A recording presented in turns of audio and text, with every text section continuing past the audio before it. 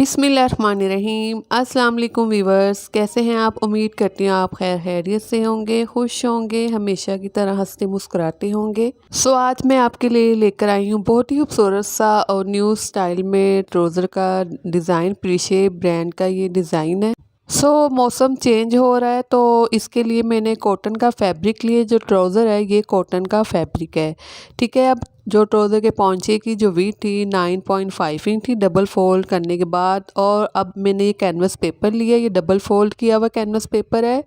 इस तरह से इसकी जो लेंथ है वो 2 इंच है और जो वीथ है इस तरह से, ठीक है, वो 20 इंच है इस कैनवस पेपर की। और डबल कैनवस पेपर है ये। मैंने ट्राउज़र के दोनों पांचे के लिए मैंने कैनवस पेपर लिया है।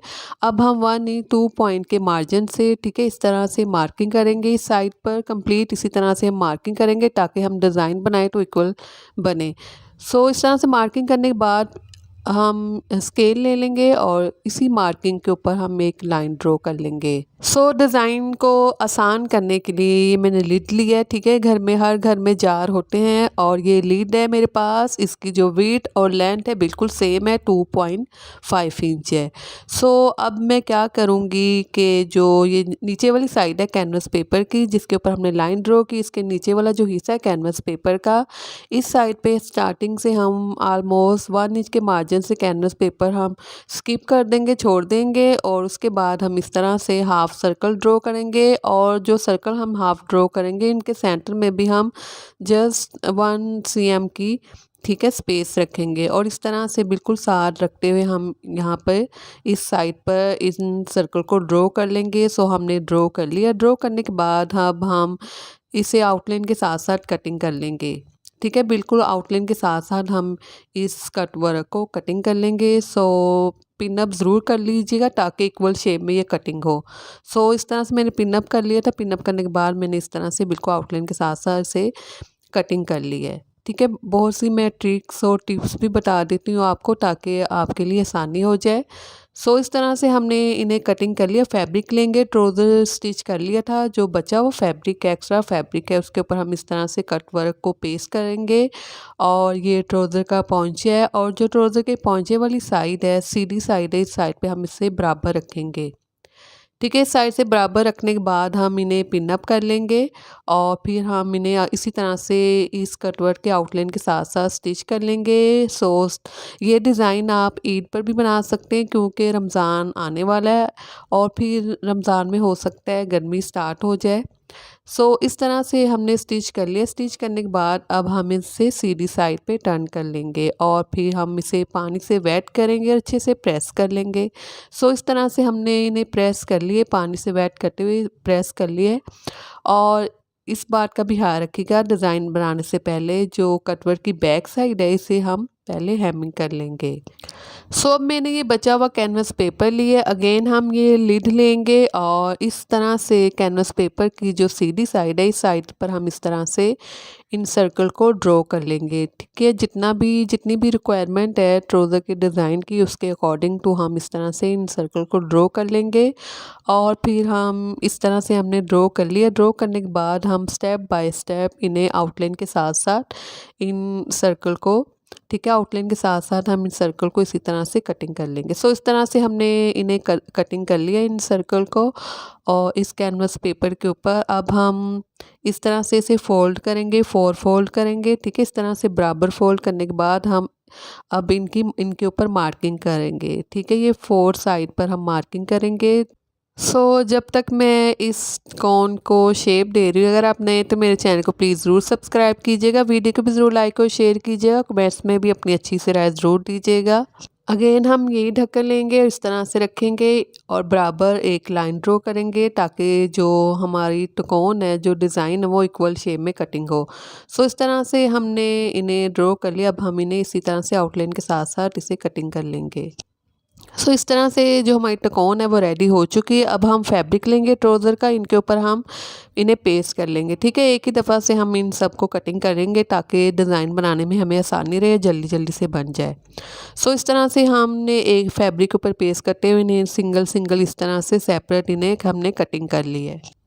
इन तकोन को मैं आपको स्टिच करने के बनाने के 2 तरीके बताऊंगी। जो पहला तरीका है वो जो पंजाबी में कहते हैं दादियाँ, ये क्या कजज्जो वाला काम है, ठीक है। इस तरह का मैं एक तरीका बताऊंगी, लेकिन आपने इसे फॉलो नहीं करना। ये जस्ट मैं आपको बता रही हूँ, ठीक है। इसे मैंने 3 साइड से स्टिच कर लिया, 1 साइड इसकी ओपन है, ठीक है। इस तरह से मैं इसे किनारे के साथ साथ थोड़ा सा फैब्रिक छोड़ते हुए कटिंग कर लूँगी, ठीक है। 3 साइड से इसी तरह से कटिंग करूँगी, लेकिन जो इसकी शेप है वो बिल्कुल अच्छी नहीं बनेगी। तो आपने इस तरह से बिल्कुल इसे स्टिच नहीं करना, इसका तरीका कोई और है, उससे बहुत ही आसानी से आप इसे बना सकते हैं, ठीक है। 4 साइड से हमने थोड़ा सा फैब्रिक छोड़ते हुए कटिंग कर ली है। अब मैं आपको सीधी साइड पे से टर्न करके बताती हूँ, और इस तरह से ये देखें बहुत ही ठीक है, अच्छा नहीं बना। अब ये दूसरा तरीका मैं आपको बता रही हूँ, इससे बहुत ही खूबसूरत सा बनेगा, इस्त्री के बगैर ही आपको बहुत ही अच्छा लगेगा। अब देखें, ये मैंने इसे पेस्ट कर लिया फैब्रिक के ऊपर, 1 साइड से मैंने इसे कटिंग कर लिया है। और अब हम ये ग्लू स्टिक ले लेंगे और इस फैब्रिक के ऊपर ग्लू स्टिक लगा लेंगे, और फर्स्ट ऑफ ऑल हम इस फैब्रिक को अच्छे से पेस्ट करेंगे इस कट वर्क के ऊपर, ठीक है। इस कोन के ऊपर इस तरह से हम 1 साइड से इसे पेस्ट कर लेंगे। अब हम इसका दूसरा फैब्रिक ले लेंगे, बराबर हम फैब्रिक ले लेंगे, और इस फैब्रिक की बैक साइड पे मैंने पेपर पेस्टिंग कर दी है, ठीक है। पेपर पेस्टिंग करने के बाद अब हम जो इसकी 1 साइड है, जो ओपन साइड है, इसे हम छोड़ देंगे, और बाकी जो 3 साइड है, ठीक है, 3 साइड से हम इसे इसी तरह से बिल्कुल किनारे के साथ साथ हम इन्हें इसी तरह से स्टिच कर लेंगे, ठीक है। इस तरह से मैंने इसे स्टिच कर लिया। स्टिच करने के बाद हम इसे भी कट लगा लेंगे, जो बैक साइड का फैब्रिक था बराबर कट लगा लेंगे।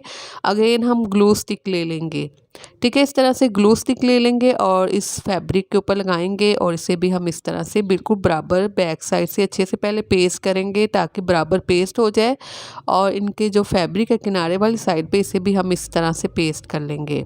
सो इस तरह से पॉकेट नुमा एक कट वर्क बन जाएगा। अब हम इसे सीधी साइड पे टर्न कर लेंगे। सो इस तरह से फिर हम इसे सीधी साइड पे टर्न करेंगे, और इस तरह से बहुत ही खूबसूरत सा ये टकोन बनकर रेडी होगा। आपको प्रेस किए बगैर ही बहुत ही खूबसूरत लगेगा और नीट एंड क्लीन बनेगा, ठीक है। इनकी नोकों को सीधा कर लेंगे हम। सो ये देखिए त्रिकोण बनकर रेडी हो चुका है। अभी मैंने इसे प्रेस नहीं किया, और देख लें पहले वाले में और इसमें बहुत ही ज़्यादा फ़र्क है। सो इस तरह से होता है कि ट्रेन तरीके से मैं आपको बताती हूँ, बिल्कुल मैं कुछ भी नहीं छुपाती आपसे, जो होता है वही साफ साफ आपको मैं दिखाती हूँ और बताती हूँ। सो इस तरह से जो ओपन साइड है इसे हम सुई की मदद से छोटे छोटे से टांके लगाते हुए, छोटे छोटे से स्टिचिंग लगाते हुए हम इसे स्टिच कर लेंगे। हमने ऐसे बड़े बड़े टांके नहीं लगाने, ठीक है। और इस तरह से फिर हम एंड तक इसे बिल्कुल इसी तरह से स्टिच कर लेंगे। अगर मशीन से स्टिच करती तो बिल्कुल अच्छी शेप नहीं आनी थी इसकी। सो इस तरह से फिर मैंने इसे सुई से स्टिच कर लिया। अब कट वर्क की बैक साइड से मैंने हेमिंग कर ली, इस तरह से मैंने इसे तरपाई कर ली है। अब हम तरपाई करने के बाद इस तरह से मैंने इस त्रिकोण को लिया, और ये बैक साइड है ट्राउज़र की बैक साइड पर हम इस तरह से जो कटवर्क का सेंटर, इस सेंटर में हम इस त्रिकोण को रखेंगे, सुई ले लेंगे, और सुई की मदद से हम बिल्कुल सेंटर में से इसी तरह से स्टिच कर लेंगे, ठीक है। इस तरह से मैं छोटे छोटे स्टिचिंग लगाते हुए इन्हें स्टिच कर लूँगी। और ये देखिए यहाँ से स्टिच करने के बाद अच्छे से हम गिरा लगा लेंगे ताकि मजबूती आए डिज़ाइन में।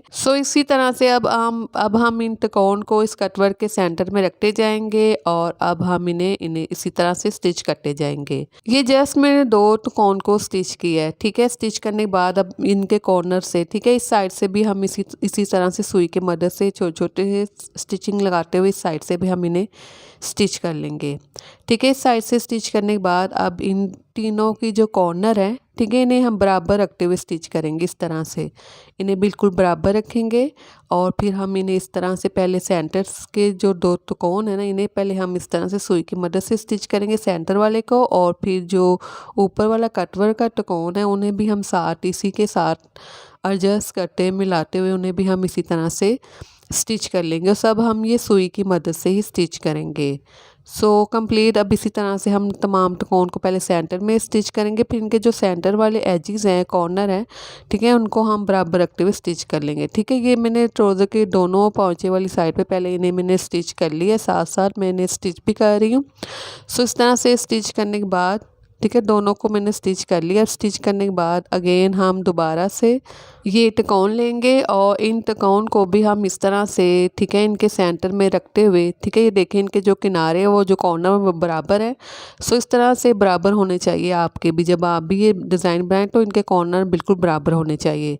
सो इस तरह से इनके सेंटर में रखेंगे। ये सीधी साइड है तो ये भी हम इसकी बैक साइड से छोटे छोटे स्टिचिंग लगाते हुए, ठीक है, इन्हें भी हम इनकी बैक साइड से इन तिकोन को स्टिच कर लेंगे। ठीक है, ये मैंने पहले 3 जो कॉर्नर है उन्हें स्टिच कर लिया था। अब ये जो हमने दूसरी तिकोन ली है जो नीचे वाली लाइन है, ठीक है, इन तिकोन की इन्हें भी हम इसी तरह इनके बिल्कुल बराबर रखते हुए इन्हें भी हम स्टिच कर लेंगे और साइड के जो कॉर्नर है उन्हें भी हम इसी तरह से बराबर रखते हुए सुई की मदद से स्टिच कर लेंगे इन सब को।